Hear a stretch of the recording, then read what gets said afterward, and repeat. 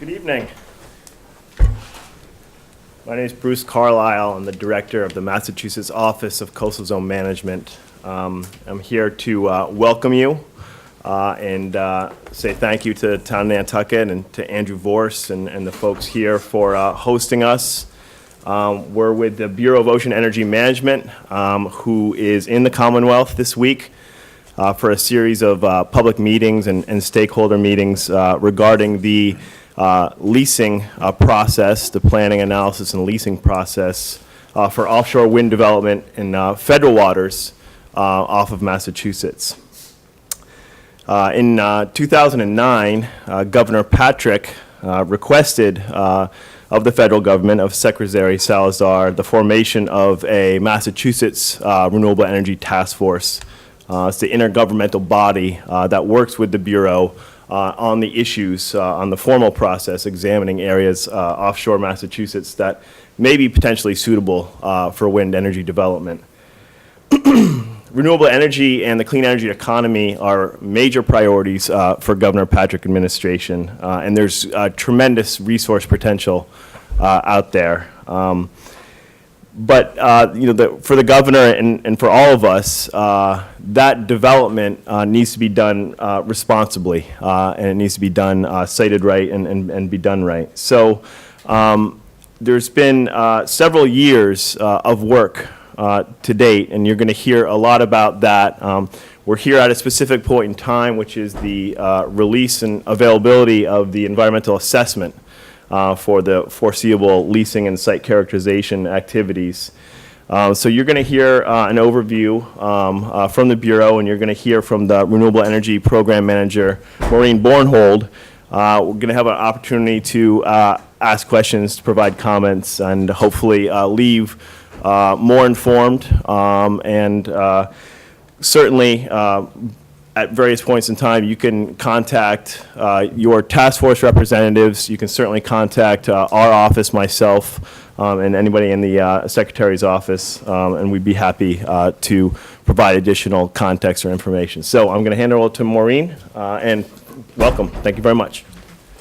Thank you for that welcome, Bruce, and thank you all for coming out this evening to spend some time with us talking about potential offshore wind energy leasing off of the Commonwealth of Massachusetts. Just to kind of give you some context, the bureau that we work with, that I work for, the Bureau of Ocean Energy Management, is responsible for providing access to the nation's ocean energy resources on the outer continental shelf. And what that means is our jurisdiction starts from about 3 miles out and heads out till 200. But we all know, even in operating on the federal OCS, we have to work with state agencies and other federal agencies. And as Bruce mentioned, in 2009, we formed this intergovernmental task force so we could have this conversation about the potential for leasing off the Commonwealth of Massachusetts when it comes to wind energy.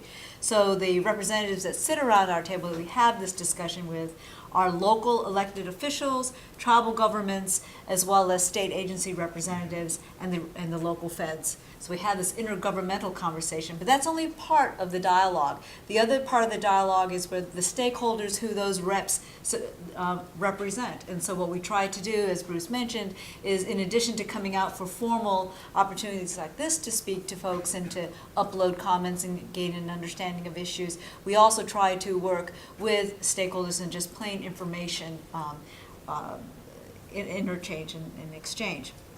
When we started in 2009 working with the Intergovernmental Task Force of the Commonwealth, we didn't know where we were going to start when we took a look at the potential for identifying what I call a polygon in the ocean to begin to start a discussion.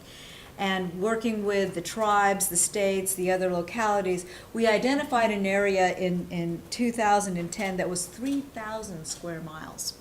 And we put out at that time a request for interest to see if there was any interest in leasing, but it's also to gather information on that area to say, hey, is this a good starting point? Because as you all know, when you begin to do investigations in the ocean, it is very expensive to do environmental studies. So we wanted to be able to start looking at a place that seemed reasonable, so if we were going to invest time and effort into planning and analysis, it was meaningful. We didn't want to start investing that time in an area that we knew we didn't want to move forward with because of environmental issues or other general use issues. So when we went out with that huge area in 2010, we learned that there were significant use issues to the eastern side. So basically, in May of 2010, we divided that 3,000 square mile polygon in half, and we set aside a huge chunk of what we thought we would like to look at because of other use issues, but in particular it was fishing. So we went out with a call for information nominations, basically with half of that area. And what that meant was we were trying to see, now that we've kind of refined that huge polygon into an area that was a little bit smaller, to see was there commercial interest in developing wind in the area, as well as calling out to the public, hey, we're thinking we're focusing in this area. What kind of information do you have? What are your issues and concerns? What are the uses in the area? What is special about this area that we need to understand so when we start to analyze potential for leasing and understand the implications and consequences of leasing, we're better informed.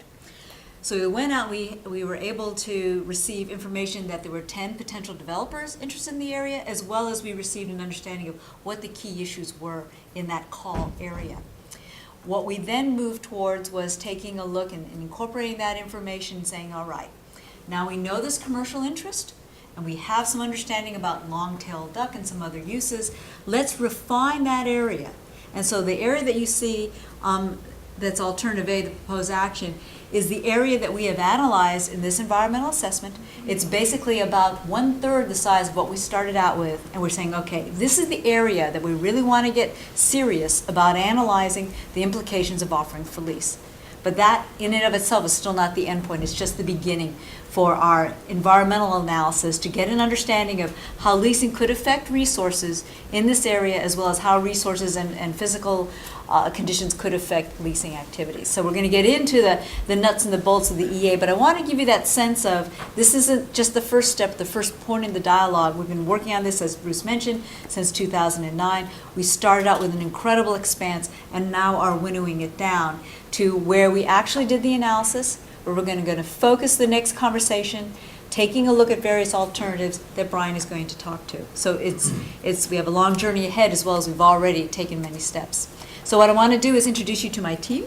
This is Brian Krever. He is our point of contact for our environmental assessment work for the Massachusetts wind energy area. This is Tim Redding. Tim helped develop the regulatory framework in which all our processes evolve and must adhere to. And Jessica Bradley is the point of contact for us with the Commonwealth of Massachusetts as well as for Rhode Island. So if you have a question about task force issues or where we are, Jess can answer that. Tim can answer questions with regard to the rulemaking, and Brian is the person who is going to walk us through the EA and has been basically leading the effort to do the analysis. So we also have Chris and we have Laura. Chris and Laura are going to help facilitate our meeting. We want to make sure that we receive public comment from everyone, and also that when we have our Q&A, that we do it so we make sure that everybody's questions are answered and we can use our time effectively. So I'm going to turn this over to Chris. Thank you very much. Good evening, everyone. I'd like to briefly do an agenda review for our session this evening. First of all, Brian is going to do an overview of the environmental assessments of commercial wind lease issuance and some of the site assessment activities that might be coming up in the future.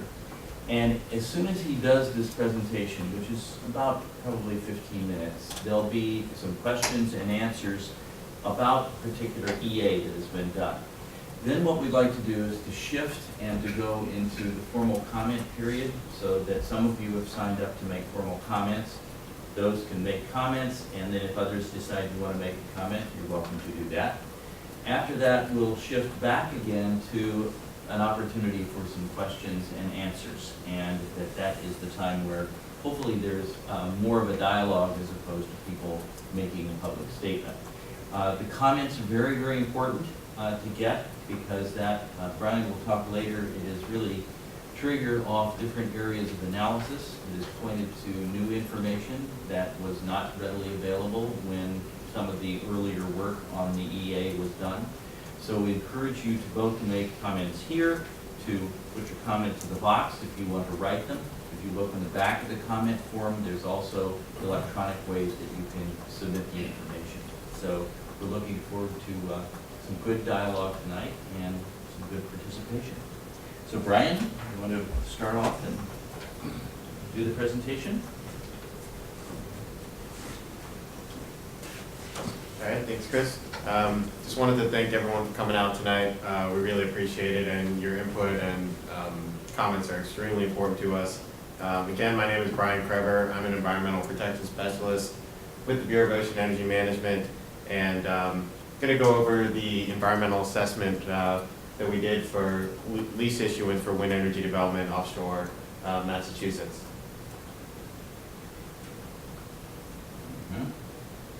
Technical difficulties. Okay. All right. So this is one of the major milestones we've had in the past 3 years for leasing offshore Massachusetts. As you can see, this really the first Federal Register notice we produced for offshore Massachusetts was the request for interest that Mo talked about.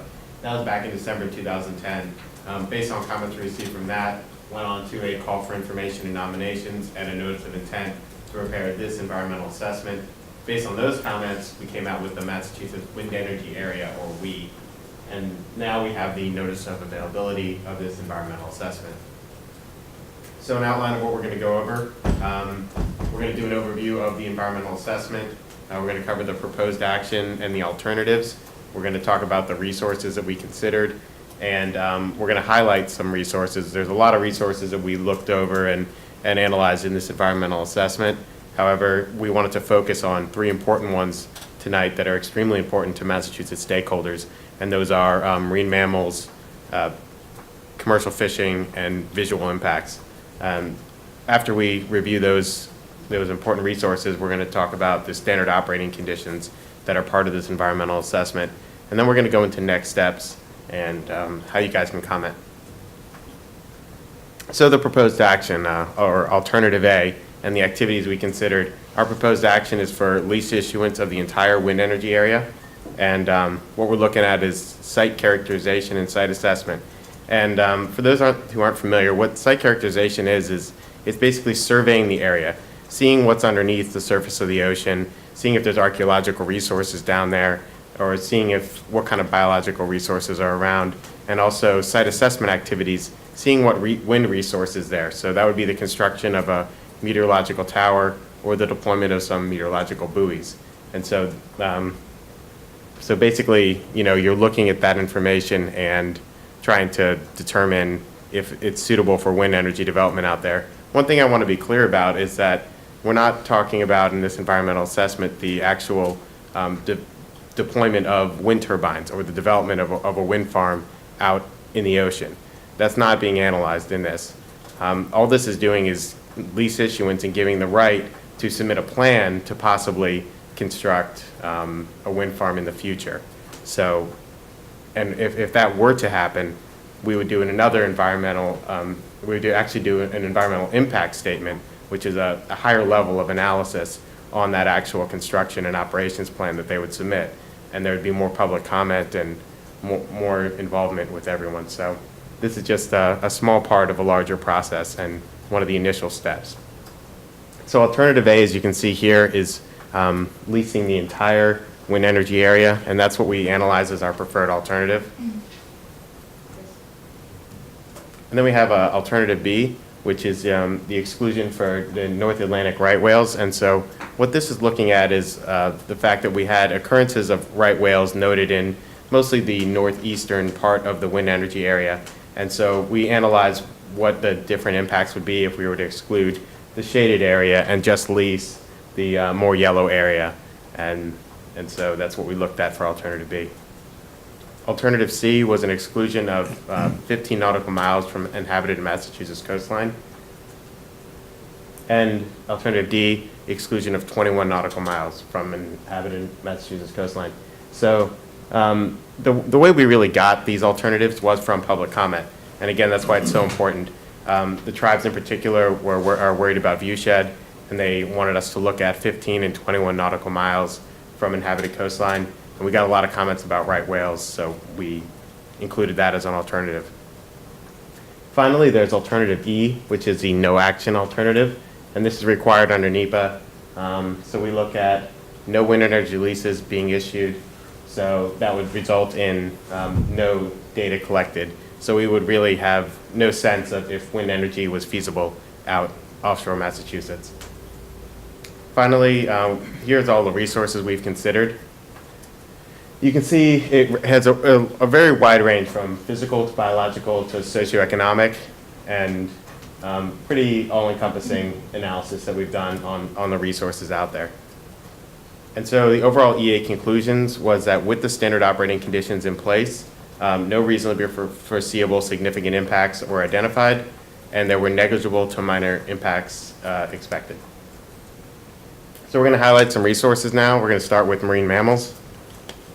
There's some potential impacts to marine mammals from the proposed action, and these include acoustic impacts from pile driving, and that's pile driving for the construction of a meteorological tower. Also, high-resolution geophysical surveys, so kind of surveys that show what the bottom looks like, again, like we're talking about with archaeological surveys, boomers, side-scan sonar, sub-bottom profilers, and then geotechnical sampling, so actually things that go into the ground and take samples of what's underneath the surface. And then potential non-acoustic impacts to marine mammals, benthic habitat effects, vessel collision effects, spills, waste discharges, accidental fuel leaks, meteorological tower decommissioning, and everything that goes along with that. So other things that can also impact marine mammals. So one important thing to note is that the standard operating conditions that have been established are actually part of the proposed action. These aren't just things that were recommended to us and we're thinking about or that we're going to look at later. This is actually part of the environmental assessment, part of what we're doing, and they're in place and permanent. So we're not just considering them. And so here's some of the provisions that you see in the standard operating conditions that are meant to protect marine mammals, specifically North Atlantic right whales. And that's vessel strike avoidance measures, which is like speed restrictions, that kind of thing, while operating in the wind energy area. Also establishing and monitoring exclusion zones. So there'll be a zone around where pile driving is that we'd have observers out and they look and see if anyone is, if a right whale or a sea turtle comes within that exclusion zone, tell them we stop working and to protect that species. Also, electronic survey ramp-ups, seasonal prohibition on pile driving. From November through April, there's a lot of right whale migration down south to the breeding grounds and back. So it's important to have prohibitions during that time period to protect those species. Also, pile driving soft starts. So doing an initial softer pile drive in order to scare anything away that might be in the area before you do the harder pile drives that could actually have acoustic impacts. So the conclusion of the EA regarding marine mammals was that standard operating conditions are expected to minimize potential impacts to marine mammals. There are still some reasonably foreseeable adverse impacts under certain circumstances, and that includes acoustic effects from pile driving and HRG surveys, and then vessel strikes is still an issue. However, we don't think these circumstances are going to result in any significant impacts. The impacts we expect are minor, and overall, the impacts to marine mammals are expected to be, are not expected to be significant, and that's mainly due to the standard operating conditions. Also, commercial fishing is an important issue. We were just down in New Bedford discussing this, and so some of the impacts that are potential for commercial fishing is displacement of fishing activities and the alteration of species availability. And we concluded in the EA that areas where commercial fishermen would be excluded are extremely small. It would just be basically a meteorological tower location or a meteorological buoy location, and the fishermen just wouldn't be able to get there because there'd be a tower in the way, basically. And it's a very small restriction in comparison to the overall fishing grounds.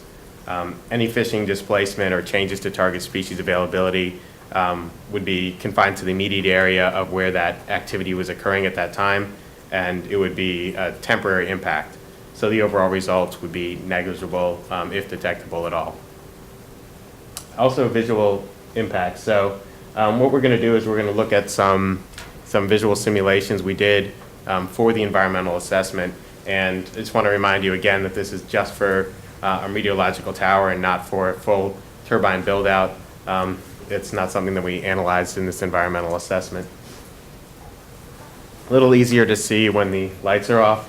However, we have these on our website, and I really encourage you to check them out on your computer at home or at work, because projection screens really reduce the quality. So it's hard to see it anyway because of the distance that we're talking about, but it's almost impossible to see it on a projection screen. So this is existing conditions on South Beach and Martha's Vineyard. And this is what it would look like with the meteorological tower.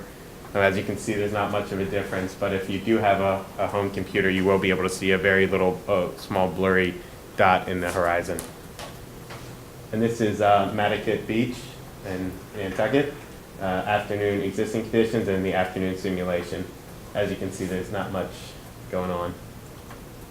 So the EA conclusion is that the widest portion of the meteorological tower, which is the deck area, is not going to be visible, and that's because of it will sink below the horizon at that distance. The mass of the tower would not be discernible by the naked eye, even on a clear day. However, you would be able to see something out there. You just won't be able to tell what it is. So I guess we can try to play it. I don't know if it'll work. This is our nighttime videos. We tried to play it earlier on a projection screen. It doesn't really show up, but again, I encourage everyone to check these out at home.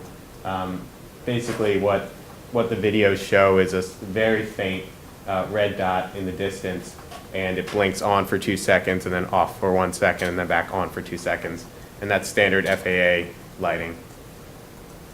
And so the conclusions of the EA for nighttime is that lighting markers at the top of the tower would likely be visible on clear nights from the shoreline. And however, there are boats and ships that frequent the area, and so the actual tower mast light would not be discernible from other lights in the area. And we have a great simulation of this next. Build the lights and see where it'll, yep, just both those. Okay, yeah, now you can see this one better. So in the middle, it's, again, hard to see on a projection screen, but there should be a small red dot there. And all the way over to the right, you can see that there's a light there. That's actually a different tower, and an existing tower that's already out there. And so if a meteorological tower were to be put out there, it would be less bright than the already existing light that's out there, and it wouldn't really be discernible from other things going on.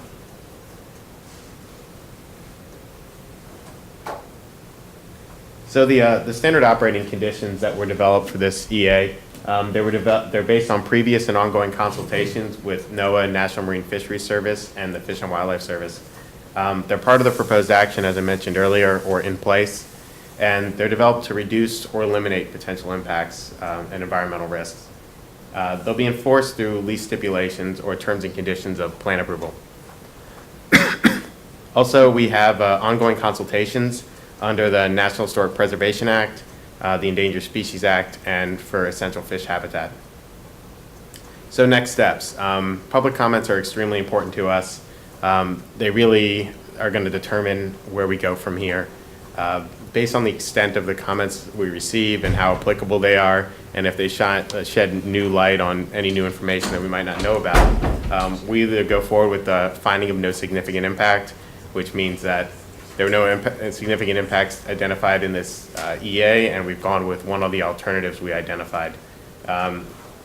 Also, depending on the comments, we could either choose to revise the EA or determine that an environmental impact statement is necessary. And so how to comment. We're in the heart of our comment period right now. It ends on December 3rd, 2012. So if you want to submit a comment and you think you forgot something, you can send another one in.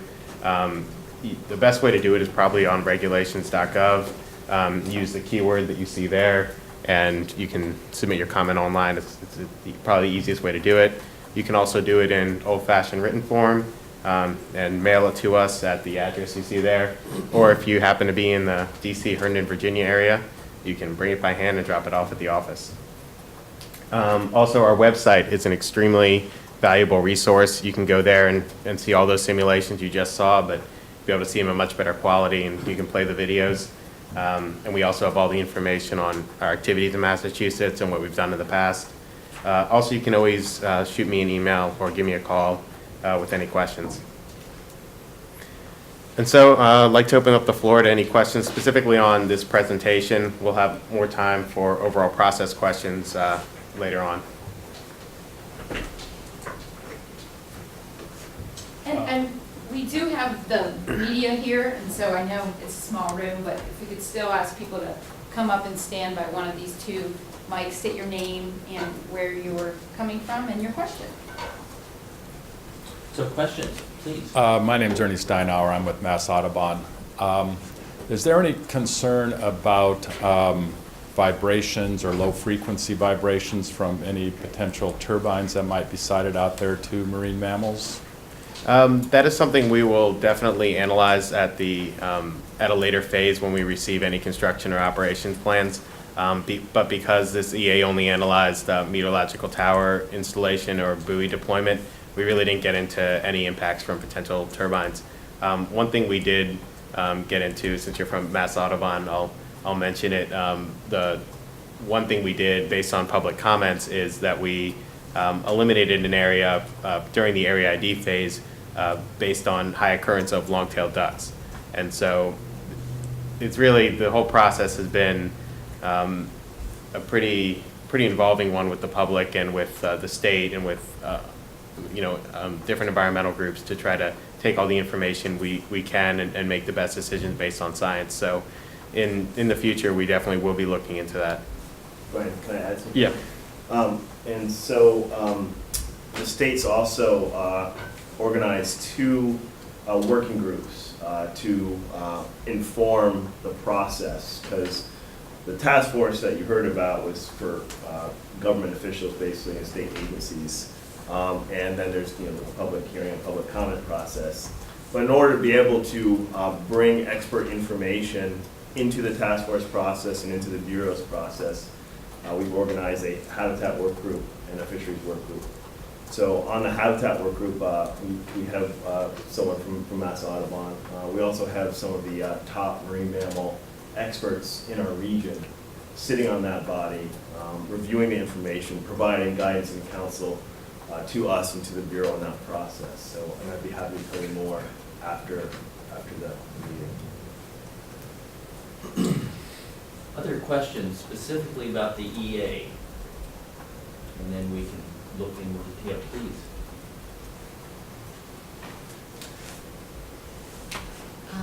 Karen Palmer, Dionis.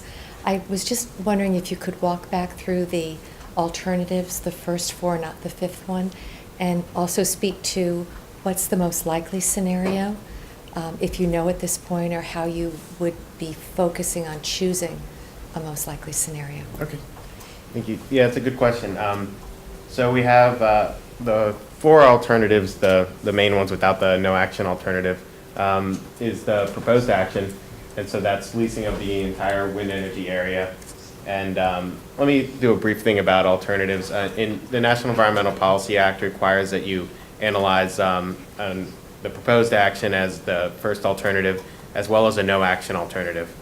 What we've done is, based on comments we received, we've added in additional alternatives that were analyzed in the EA. So the first part of alternative analysis is done for the environmental assessment, is that we've analyzed it and basically a comparison between the five alternatives. And the next thing will be public comment. So everyone who submits their comments to us can say, hey, I think that alternative D looks great. I think you should choose that. Or I like alternative B, you should choose that. So none of the alternatives have been selected yet by the agency, and that still and any of them could still be selected as we move forward. But when we do the document, NEPA requires us to select a preferred alternative, and so alternative A is the preferred alternative as of now. And then through our analysis, we analyzed if there'd be any difference in impacts based on selecting a different alternative, and all the impacts were in the same range through our analysis. But we can go through the other ones as well. Alternative B, exclusion for North Atlantic right whales. So the area you see to the right that's shaded would be eliminated and wouldn't be leased, and just the area in yellow would be leased. Alternative C, exclusion for 15 nautical miles from inhabited Massachusetts coastline. So basically, the area shaded would not be leased, and only the area in yellow would be leased. And alternative D, exclusion from 21 nautical miles from inhabited Massachusetts coastline, and the shaded area would not be leased, while the rest would. And so I can briefly talk about kind of what we found in the EA on these alternatives, and most of the impacts were pretty similar. The real difference between them we found for site characterization and site assessment is for ones like alternative D, there's a reduction in vessel traffic and air emissions because you're doing less survey work because there's a smaller area to survey. Possibly less meteorological towers being constructed, again, first because it's a smaller area. Same with alternative B. Alternative C really didn't have much of a difference from the proposed action at all because it's just such a small area being taken off. But overall, even alternative B, we didn't see any difference really with the impact to marine mammals. Because of the standard operating conditions we put in, even if a marine mammal is going through, we have protections in place to try to ensure that there's no impact to them from any of the activities. And so that's kind of what we found in the EA with alternatives. But everyone is welcome to comment and send in what they would prefer as our alternative, what alternative we select.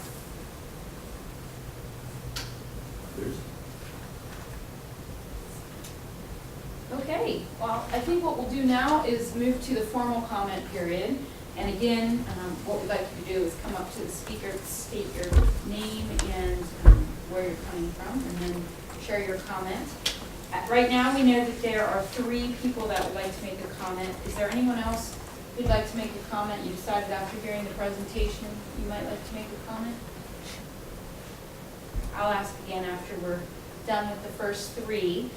So the first 3 are Karl Borchardt, then it will be Ernie Steinauer, and then Nathaniel Lowell. So Karl, if you'd like to step through.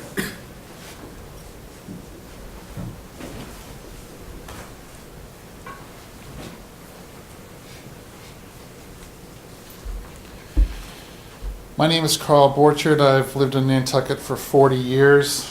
I've worked on the Cape Wind Energy Project as an advocate and a proponent for 11 years. I'd just like to read this comment that I wrote a few moments ago that I will be submitting to you folks, and find this to be a very fantastic and exciting plan or evaluation, shall we say. As we have seen from the impacts of Superstorm Sandy, the Earth's weather is changing. Here on Nantucket, we are at the front line of climate change. We are losing 6 to 8 acres of land every year already.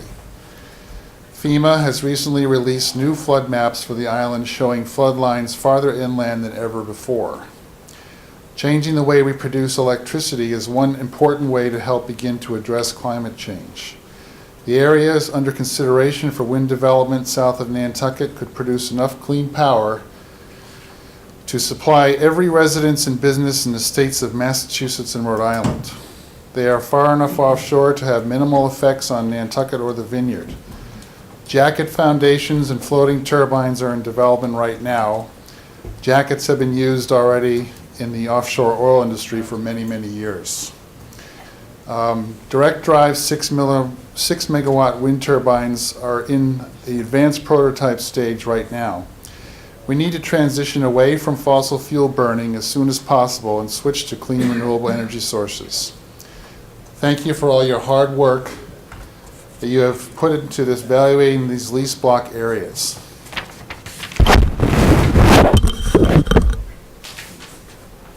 All right, Ernie Steinauer. Thank you. I'm Ernie Steinauer. I'm the Sanctuary Director for Mass Audubon here on Nantucket. And Jack Clark, our Director of Advocacy, wrote these comments up for me. But I think I'm just going to kind of paraphrase what Jack wrote here. And as was mentioned, Mass Audubon is an appointed member of the Massachusetts Executive Office of Energy and Environmental Affairs Habitat Working Group on Offshore Renewable Energy Development. You guys have quite a title. So we've been involved in this process for quite some time, and we're very supportive of the efforts that this group is doing. Mass Audubon, one of our major concerns is the impact of global warming gases, the impacts on climate, other threats from fossil fuel industries such as mercury deposition, acidification of the oceans and upland and freshland habitats, things like that. So we're strongly supportive of alternative energy resource development. And our big concern really then revolves around any potential impacts that this development might have. And I will say, first of all, we recognize that most alternative energy sources have considerably reduced impacts to flora and fauna compared to sort of conventional resource development, and we all hearing about fracking and removal of mountaintops in Appalachia and things like that. So we'd like to see that stuff minimized and a change to more renewable energy. We appreciate your concern about the biological resources in this area. It's a very rich area, very important, as you've mentioned, to sea ducks, especially long-tailed ducks. We're also gathering more and more information on the migratory habitats of roseate terns, which are federally endangered species, and they do gather on Nantucket and the Cape in the fall to feed up before they migrate, and it's not really clear what their migratory pathways are. So that's something that we think should be further studied, and we understand Dick Feed is doing some of these studies as we speak. So with that, I will hand in my comments. Thank you. All right. And Nathaniel Woe. Thank you. I'm the Planning Commission Chairman for Nantucket, and I just want to say thanks for coming here. I've seen you before. I was at the Mass Maritime. I think a couple of you. I think it was you, and you. You look like a fireman in Nantucket. Just like I guess I'm the only Republican in the room, possibly, and I'm not going to speak about anything that you just heard. I'm just going to say that we all realize, speaking on behalf of the Planning Commission and Andrew, that this is a huge process. You're basically creating a zoning district to allow development in the ocean. I mean, this is what you're doing. And since 2008 with the Oceans Act and all this stuff has been coming around, and the long duck thing, and we really appreciate you taking out the sections that you have. The public hears these things, little bits and pieces, but they don't really know about this stuff. We're still talking about Cape Wind. It hasn't happened yet. So, you know what I'm saying? This is gobbledygook, government-y things. It takes a long time to get this to either come to fruition or get it on the table for an RFP or whatever the process is going to end up being. I just want to bring up a couple of little things, that commission issues, that you're probably aware of some of this alternative energy with wave technology and some of these other things that we just had a presentation a couple of months ago. Concom did, but we had that before in Matticat, and we have an agreement with the Vineyard to develop some kind of wave action between the two islands as well. So all of these concepts are out there, and I know you have to juggle an awful lot of paperwork, time, hotels, coming to Nantucket, going to all these communities and trying to kind of get people up to speed with this stuff. So and trying to do what you were set to do in 2008. So I'm just thanking you for doing this. I don't know how it's all going to come out. Nobody does. But we appreciate the process and the attention. Thank you. Would anyone else like to make a comment? Okay, let's switch to questions. Does anyone have a question that you'd like to ask? It can be about the specific EA or even the broader process. If you could just come up again. Thank you.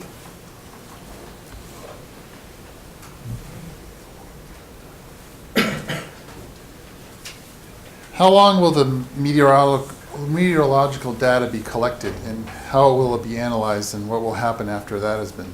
Will it be a year? Will it be more than that? And what will happen after that? The lessee has up to 5 years to collect meteorological data and then turn that into BOEM for analysis when we take a look at their construction operation plan.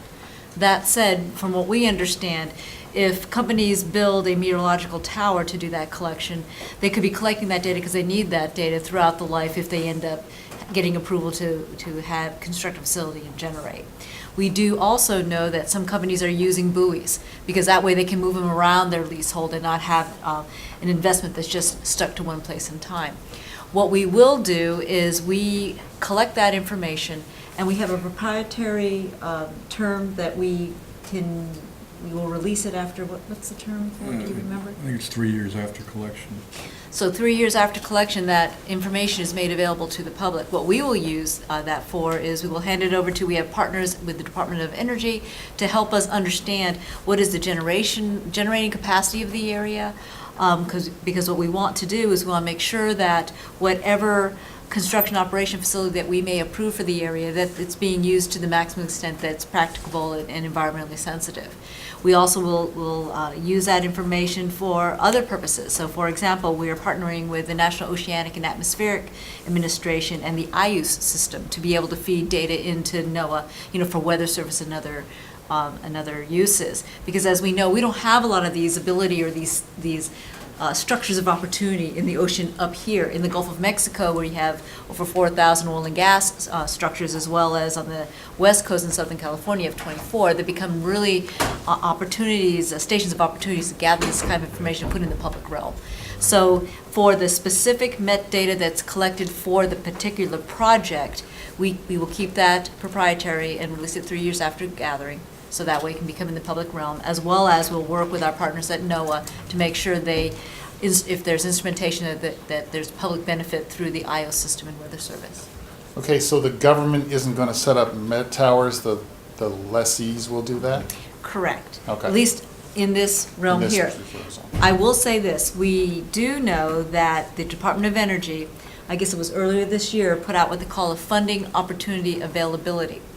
And what they wanted, what that granting opportunity was for companies or consortium of research entities, universities and companies to come in with concepts associated with research and data gathering. So if we're not aware of any of those particular proposals coming in this area because DOE has not announced the winners of that particular grant, but there could be some federally co-funded opportunities to gather that kind of data, where it might be a met tower that's constructed, or what they may do is test a wind turbine or something like that. So data would be collected that way. So that could be potentially a co-funded government project. Thank you. Well, could I ask if you would, I think it might be helpful to provide some context about kind of next steps, what happens next. So after the EA, at some point, you get to offering leases for availability for developers. What those leases are, and really sort of not only the meteorological information, but the other biological, geotech stuff that occurs. What we take a look at is, we are the federal government, so we all usually have quite of a process in order to arrive at a final destination. In this case, it could be the approval of a wind facility. We divide it basically into 4 phases. The phase that we're reporting out on is this planning and analysis phase. The planning piece was that dialogue that we began with the public back in 2009 through the Intergovernmental Task Force, through the work groups that the Commonwealth has established to identify this huge area and start to refine it down. One of the results of that phase is actually this EA, coming down to taking a look at the different alternatives, analyzing up and putting it back out in the public realm to be able to have some dialogue. What will happen here is this will support a decision to hold a lease sale in one of either alternative A area or one of the alternatives that is eventually selected. What that lease sale, that's our second stage, has several opportunities for public input. First of all, we will continue to work with our Intergovernmental Task Force through the whole process, and again, working with the 2 work groups that the Commonwealth has set up. What will happen is there'll be this proposed sale notice that we will put out. Well, what is that? That contains the analysis and the results from the EA, as well as what the government is proposing to require as rent payment, because we are not going to issue these leases without receiving some return for use of public lands, as well as what we call the operating fee for those leases. What that is kind of our royalty payment, so when they start generating, if they would build out, what goes back to the general treasury, again, for use of public lands. Also, that's in the proposed sale notice will be how we would divide up the area we offer for lease into zones. Because we're not looking at leasing this whole area as one leasing opportunity. We're looking potentially, the EA took a look at dividing this up into 5 areas. So conceivably, we could be offering 5 individual zones for lease in a competition. And the other thing that that proposed sale notice would do, it would give the instructions as to how we would conduct a lease auction for those zones. And what we would do is we work with the Intergovernmental Task Force to get kind of a pre-review of the document before it was published for public comment for 60 days. Then after that comment period closes, we would upload those comments, make some adjustments to that documentation, and publish what was called a final sale notice. And that basically is, this is what we're offering, this is how we're going to offer it, here are the terms and conditions if I win a lease that I must adhere to. A lot of them would be the mitigation that comes out of this EA and the environmental consultations, et cetera. Then 30 days after the date of that publication for the final sale notice, we would hold the lease sale. So we have planning and analysis that leads up to that dialogue. We have the leasing that culminates in the lease sale. If I were to win a lease in that lease sale, there's several things that I must do. I first have to execute the lease. Well, that's not just a signature. A lessee has to pay what we call a surety bond and assurance. And what that is if I hold this lease, I have to come up with initially a very small bond as a part of my lease agreement. It's like, what, 100K?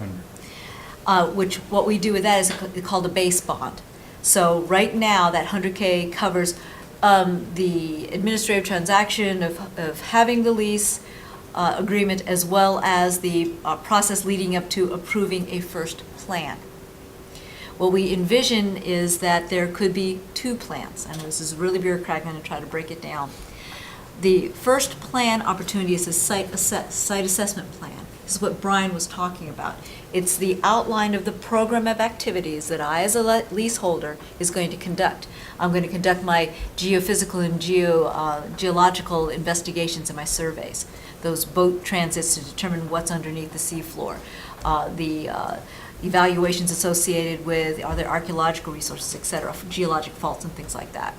I will explain that in my site assessment plan, as well as where I want to put either a meteorological tower or where I would like to deploy a meteorological buoy. So that all has to be in the site assessment plan that will be given to BOEM. What we will take a look at is we will look at those activities. We will compare those activities to what we analyze in this EA to see if this document can support the approval of that site assessment plan. While we were doing this, we're going to continue the dialogue with the 2 task forces or work groups that Bruce talked about, as well as do some public education, reach out to inform the public as to this is what we are doing. We could approve that site assessment plan. We could disapprove that site assessment plan and send it back to the lessee saying this is why we disapproved it, these are where it's lacking. Or we could approve it with conditions. So what that does is that allows the lessee to say, okay, now I know how I can go about trying to find out where's the best place to put my turbines, because I'm going to be conducting these studies, both physical as well as biological studies, to gather that information to develop my next plan, the next phase, which is construction. So what I will do as a lessee is all that 4 years of data that I've been gathering after my site assessment plan has been approved, I will file that along with my plan for what I would like to build, where I would like to build it, how I would like to generate. At that point in time, as Brian mentioned, we just don't say, yeah, that looks great. We have to follow the law. We will have to engage the resource agencies again, once again, in endangered species consultations, essential fish habitat. We will have to have consultations with the tribes under Section 106 of the National Historic Preservation Act. We will do another National Environmental Policy Act documentation, but this time it will be an environmental impact statement. And as Brian mentioned, that's really one that is at greater detail, because now we're talking about a proposal to actually in place structures that will be there, for maybe 20 years or so. We will, again, continue to work with the task force, the 2 work groups, prepare an environmental impact statement that has alternatives. And these alternatives could be, the proposed action perhaps is the proposal that the developer or the lessee provides us in that construction operation plan. An alternative could be just different stipulations and mitigation, because we took a look at the data that they gathered, and we see that perhaps there are some sensitive ecosystems or a benthic habitat that needs to be protected. So maybe an alternative is that they can build out here, but they cannot place a turbine there. So we'll go through the same sort of basic environmental analysis that the EA has, except we will really drill down.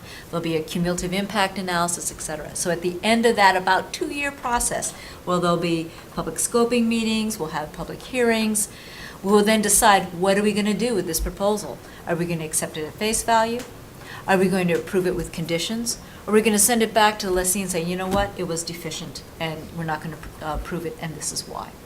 It is at that point, when we make a decision to approve or approve with conditions, that then the lessee can go ahead and construct according to that plan. And so that leads us into the construction and operation generation phase. Once they complete the construction and flip the switch, they have, 20 years? 25. 25 years to generate electricity, at the end of which they must take it all down. They can request to renew their lease, and when they do that, we just don't say, oh yeah, just stay out there. We will ask them to come back in, and we'll review their activities, and we will conduct environmental analyses at that time. Because one of the things that we learned while we were developing this paradigm for offering renewable energy, we took a look at the lessons learned over in Europe, as well as took a look at the lessons learned onshore.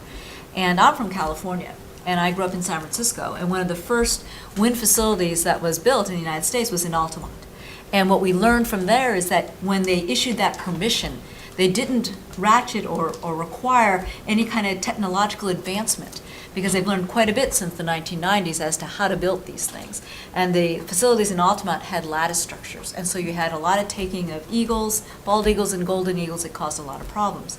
So lessons learned. So what we do in Renewable is we take a look at what kind of technological advancements have been made, and we may require that lessee to actually upgrade, because we do not want to have a facility out there for another 20 years that is causing environmental degradation. Again, a lessons learned from onshore, but I digress.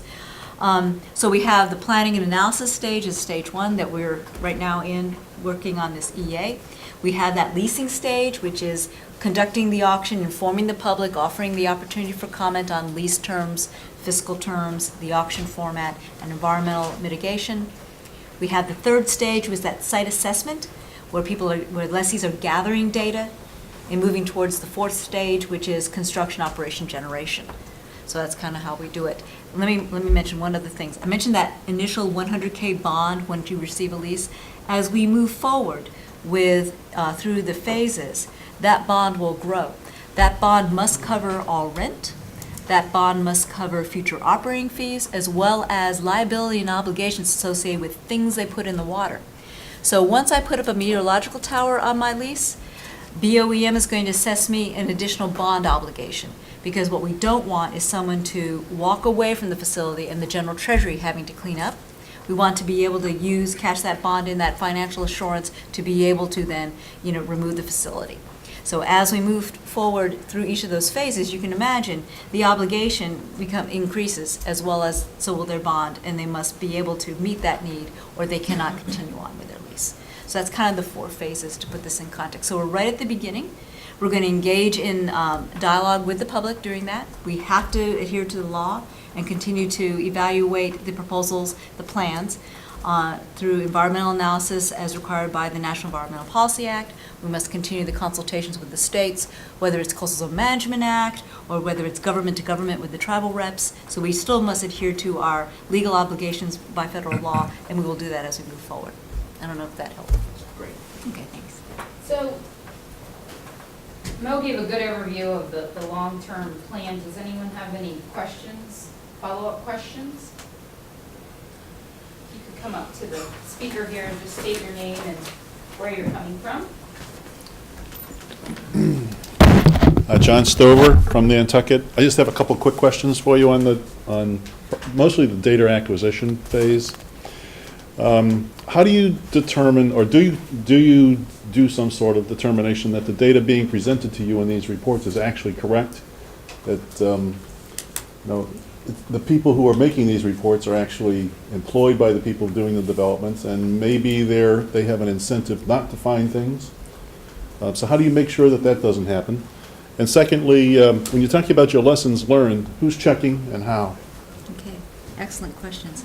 I mentioned the rule that we have, and it's at 30 CFR 585.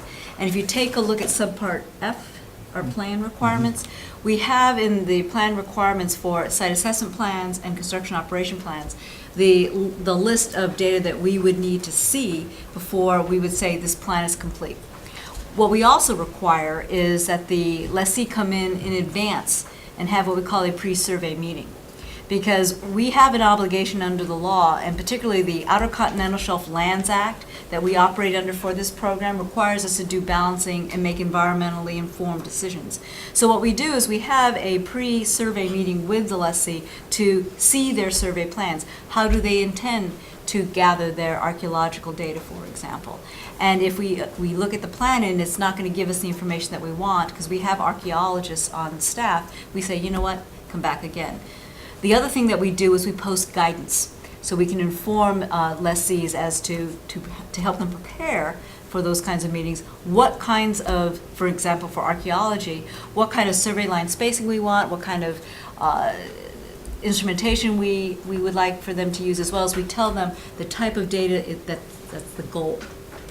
We also have interagency agreements, as I mentioned, with National Oceanic and Atmospheric Administration, NOAA and NIMS, as well as Fish and Wildlife Service, and we have biologists on staff. So we take a look and we listen to them as to the types of data gathering efforts they intend to undertake, and we offer suggestions as to, if that's not going to get us the data, you come in at your year 4 with your COP, we're not going to accept your COP. So we again, through that survey meeting, we talk to them. We are also working on data collection protocols for different biological resources, and at the end of this year and the first quarter of next year, we will have those listed on our website. So we have that checks and balances.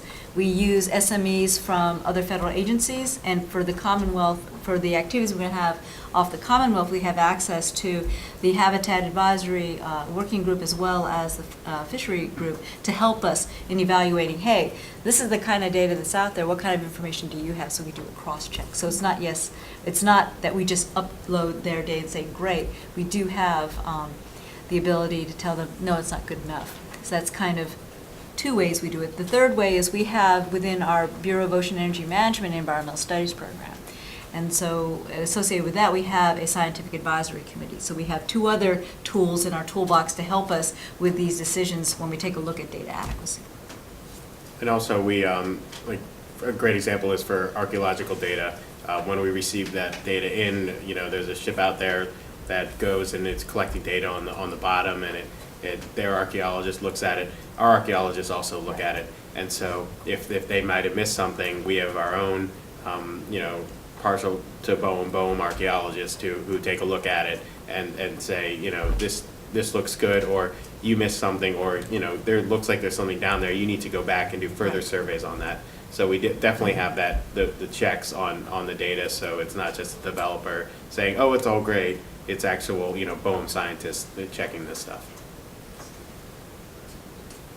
Is that scientist actually on board when you're doing these tests, or is it they're looking at raw data later on? Go both ways. Yeah, it can go either way. Yeah, I think it goes both ways. I think they have them on board. Sometimes I believe they've gone offshore with them, and they also look at it back in the office as well. When you take a look at the site assessment plan requirements, there are specific requirements associated with archaeology. And as Brian said, we can either have, this is one advantage, I think, of having right now a relatively refined or focused program. The most advanced areas are up here in the Northeast, and so we're able to take advantage of going offshore with the developers as they do these surveys. So as Brian mentioned, we can have them be on site and take a look at it, as well as they're required to take a look at the survey reports. The other thing we have, and let me mention this, is so let's say we clear a place, and let's just use archaeology as an example. So they're out there now constructing. Let's say they're putting in their meteorological tower and they see something. The other thing they're obligated to do is cease all operations and come in and call. They have a call. They have to call us. If we find out that they don't, there are civil penalties that can be in place, and that goes for archaeology as well as marine mammals that are listed. Any kind of special stipulation or special resource that says if you come across it, stop. We have those provisions as well. So we don't just do this on the paper exercise with regard to the plans. We also obligate them to those sorts of cease and desist within the lease contract that they must adhere to. If they don't, there are civil penalties. Just another comment. When I used to do environmental testing, air emissions testing, and I think when we were doing that, it was pretty routine for somebody from at least the state level to come by and see what we were doing, routinely during the test. Now, he might only show up for 5 minutes, but he or she would be there for some period of time and take a look at what we were doing, and then either give us the go-ahead to continue, or maybe we need to make some adjustment. Fortunately, I never had an adjustment. Anyway, and I think it's very important when you're doing this type of research that you have somebody on board. That's a good point, and I didn't answer that question. We have various ways to be able to ensure that. We first, once we have I'm trying to figure out how to start. Okay. Let's say I have my lease and I'm going to build a meteorological tower. You have to come in with what is called a facility design plan and facility installation report. At that point in time, we will require a certified verification agent to evaluate the engineering there. So it's kind of the check before it goes in, as well as we will require that the engineering CVA verify that when you put it in, you are using the best practices that you just described in your facility installation report, and then there'll be a post-construction investigation inspection. We also will have our own BOEM inspectors going out there, announced and unannounced, to evaluate. And that's probably more important, not so much with scientific instrumentation like a meteorological tower, but that's probably more important when you come to generating turbines. So there'll be both announced and unannounced inspections. There'll be requirements for safety management systems and things like that reporting, when we get into the generation stage.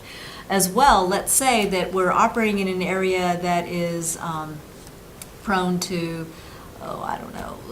there's a unique situation, a geologic situation that had to be, requires special engineering, let's say. And let's say this was brand new type of engineering that had been used even in Europe before. We can write into that construction operation plan or a lease requirement that certain reporting and testing be done. So in addition to the evaluations that are done by the engineers in advance of something being in place, the post-construction inspection, and then generation surprise inspections or announced inspections, we can also build in monitoring for that specific project to meet specific or answer specific questions. So we have at our disposal a lot of different tools to make sure that what goes out there is built as intended and approved, as well as maintains its integrity through the life of the lease. This is all well funded as well? Oh, yes. We had appropriated funds from Congress, yes. Obviously, one of the ways to deal with the regulations is just not to fund them very well. And you don't have those checks and balances in place, even though you have everything in languages there. Right. Actually executing it, so you don't have That really hasn't been an issue associated with our Bureau, and I think the advantage we have, again, with renewable energy is this partnership with the states. Because when states have an interest in something and something off their coast, that they have people or resources that could be affected, I think that really helps in making sure that adequate level of safety, is achieved, throughout various ways. So I think that that's probably something that's really sound. Did you want to say anything about the second question about how to track lessons learned? How to track lessons learned. You need to re-ask the question because I'm absolutely drawing a blank. I'm sorry. So John, did you still want to make sure I got this right? You said you know, earlier Mo had talked about how BOEM will continue to track lessons learned on renewable energy technologies, and you said something about how will they ensure that they're tracking lessons learned? Was that the question? In regards to lessons learned, it's who is doing the checking and how, was the question that I asked. And I think to a certain extent you've answered it, at least at the preliminary stage, but and during construction perhaps as well. And I suspect, although you didn't really say that, there's something in the regulations that will have some sort of ongoing research program in place, just monitoring what's going on, what's happening. Right, and particularly I think for renewables, it makes sense because you're talking about a technology that is still evolving. We have access to the Bureau of Safety and Environmental Enforcement's Technology Assessment and Research Program, where every year we give a huge chunk of change to help us with engineering issues, et cetera. So as we see facilities going up, whether it's some of these DOE co-funded grants with research, whether it's some state installations like Rhode Island is embarking on a project off of Block Island in state lands, or whether we see something, you know, grow on the OCS, we have this ability to do some of that engineering research as well. So we know that with technology evolving, we have to keep up. So I think there's that feedback loop that we've designed in our program to be able to do that.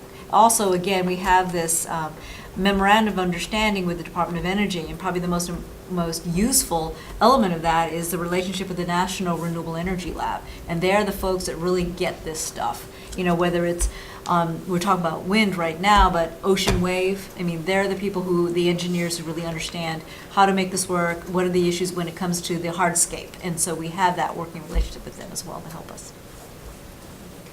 Other questions? And if you could come up. Andrew Boris, Director of Planning. I just was wondering if you could walk us through the timeline, assuming the best case scenario that it's a finding of no significant impact. What are the sort of next time-related thresholds that you see? Okay. Assuming that we complete the environmental consultations with the resource agency at the end of the year, and that we get solid comments and we make some refinements to the environmental assessment that's out there now, and that we can make a finding of no significant impact in January, we'll begin to prepare this proposed sale notice.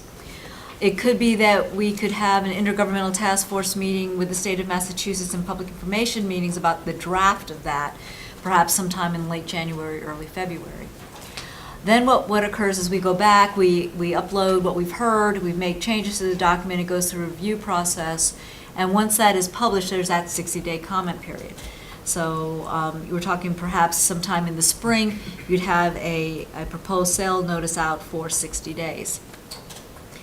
Given that the auction format that will be proposed in the proposed sale notice will be the first of its kind, it may take a while for us to perfect the auction rules. I think that's going to be a very fascinating dialogue with the public, with the Commonwealth, with potential developers. In fact, what we will do during that 60-day comment period for the proposed sale notice, we will hold a public seminar on the auction format as proposed. And I know that we will learn a lot about that, because unlike some of the other areas, if we move forward with leasing, let's say off of Virginia, it's a much smaller area. It's one zone we'll offer for lease. There's a potential of 5 zones to bid on here. So let's say we get a final sale notice published in the summer. That's out for 30 days. We cannot hold a sale until the 31st day.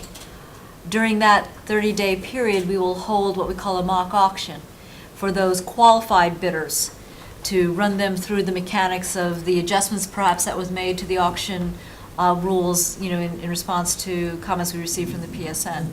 So it could be that we could hold something perhaps, you know, late summer, fall. But again, you know, it really depends. It depends on the comments we receive from this environmental assessment. We still are talking about listed species with NOAA. We're waiting for that biological opinion to be given to us, and they hope to be able to do that at the end of the year. And another issue is this auction format. This is going to be first of its kind, very unique, and that might, going out with the proposed zone, so that might kind of generate a lot of discussion and maybe some back and forth that could take some time. Other questions? Come up again. Kind of a two-part question for you, and it has to, I'm sorry. Karen Palmer. Two-part question has to do with the leasing process that you're going to enter into. The first is just a question, are you going to be giving preference to US-based companies in choosing the lessees? And are there any national security issues that might pop up there? Perhaps being a victim to too many mystery and international intrigue novels, but just wanting to know that. And then the second is actually a three-part, that with the 5 zones, that could mean, I think, 5 different vendors or lessees. And have you given any thought to the engineering issues involved? And I'm really more thinking about wind disturbance with 5 different designs for 5 wind farms that might use different types of equipment that could all resonate at different levels, et cetera. And then the last question is just a technical one. If there are 5 different lessees, does that mean there would be 5 separate cables run? I'm assuming that the power would be captured in a cable and run along the floor of the ocean and pop up somewhere on the mainland to be connected. Mm-hmm. Would there be 5 separate cables run, or would there be 5 feeders that go into one macro cable? Okay, those are great questions. With regard to being a qualified bidder for one of the zones that we would offer in the Massachusetts wind energy area, they must be a U.S. company. They must be incorporated in the United States. So it could be a foreign company, but it has to incorporate in the United States. What we do is we have a very different way of qualifying potential bidders than the oil and gas program does. We have a 3-prong approach. They must be legally qualified. In other words, incorporated in the United States, and they have to provide documentation to that effect. As well as we have 2 other prongs. One is a technical qualification, and the other is a financial qualification. Because the worst thing that could happen is you get somebody out there that doesn't have the financial wherewithal to meet the bonds and the financial insurances and see these things through. So we have the financial as well as the technical, that they can show us that they or their mother company has experience in these kinds of developments in the ocean. So we have that. So they will be U.S. companies, and they will be qualified. If they're not qualified, it doesn't matter what kind of money they bring to the table, they cannot bid on any of these zones. So that's good. With regard to the 5 zones, it could be 5, it could be less. It could be after this discussion in the PSM, we have some deep water in some of these areas. We may find that we might not lease them all at once, or we may lease them all at once. I think your question with regard to some of the interface or potential conflicting environmental implications of different engineering is something we'll take a look at the construction operation phase, and to be able to get that understanding. What we do know is this: we do know that you cannot necessarily have 2 facilities next to one another, and even the spacing within a facility with the turbines, there has to be some careful planning, because the turbines can steal wind from one another. And I know that I, as a company, and Brian perhaps as a company that wins 2 leases that are adjacent, we want to make sure that he doesn't steal wind with me and I don't steal wind from him. One of the things that we told developers as we were developing our regulatory framework was that you have to consider the buffer within those zones. So what we're doing is this to help them with that. We're engaged with the National Renewable Energy Lab, who is taking a look at this area after we go through our environmental assessment, et cetera, combined with the indication of commercial interest that we received from that call for information nomination that Brian mentioned. And they're going to help us divide this area up using their engineering know-how with regard to how there could be interactions with 2 different types of technologies for wind and 2 different types of facilities, or 3 different types of facilities, to divide this area up in what makes the most sense. So we have help from them, and then each of the lessees or potential lessees are cognizant of the fact that they've got to plan for that when they're bidding in an area. Okay? And then your last about the cables, that's a great question. I think each lease comes with what we call a project easement. We will grant them the ability to amend their lease to take into consideration transportation or transmission corridors. That said, I know that my experience on the oil and gas side in California, and it's a paradigm that we're bringing to this table to address your question, is we had a situation similar in California where they were very much concerned about pipeline landfalls all up and down their coast. So there was a dialogue with the state of California and at that time the Minerals Management Service, what the Bureau was called, to work out something that made sense because the state did not want that. They were concerned about disruption to ecosystems, archaeological sites, etc. So we worked that there would be minimum landfalls, and working with the state planning, there were designated landfall sites. That said, that is a paradigm we could employ here, and that's the good thing about having this intergovernmental task force and working with Bruce and Bill White with the Commonwealth. We can plan for those things to maybe create a system that would make sense and also potentially decrease the opportunity for environmental impact if you had a main transmission corridor instead of 5 or 6 different gathering lines, coming to 5 or 6 different places along the coast. That said, we do know that, the landfall for transmission line is going to depend on the kind of substations you have, but I think that we have time to be able to have that dialogue and do some serious thinking about what makes sense. So that's something that we could do. That's an option. Other questions? Final comments? No? You want to make any closing statements? Yes, thank you. Those were great questions, and I do appreciate. Oh, I was just gonna ask, could you guys tell folks who their delegates are on the task force? Do you remember? I know it was Andrew Vorse. Andrew Vorse, Yeah. and Barry Rector is also listed on the task force. Say again? Barry Rector. And then also, we had a conversation with Karen about adding some additional names to our stakeholder database so that advance notice gets put out of these meetings. So the thought behind the Intergovernmental Task Force, and thank you, Bruce, for doing that, is that we have to, even though we're federal government, we have to adhere to federal laws, and some of them, even though we kind of go, oh, geez, it would make our life so much easier if we could have a task force that had the general public. But that's why we have to be limited to governmental officials because of the Federal Advisory Committee Act. But the design of the Intergovernmental Task Force is those local elected officials that sit on there, they're your conduit to us. And so thank you, Bruce, for having us mention that, and we'll make sure that we do well about getting that information out. And when you sign up for this meeting, we'll make sure you're then on our mailing list, so when we do come back to this area to talk about the next phase, which will be probably the proposed sale notice, the draft proposed sale notice, you'll all receive emails, so be aware. That said, I want to say thank you very much. I think the questions were great. The thing that I always enjoy is this public interaction, because I always walk away with, that's a good point, we need to think about that, or we need to communicate that a little clearer, or what kind of outreach can we do?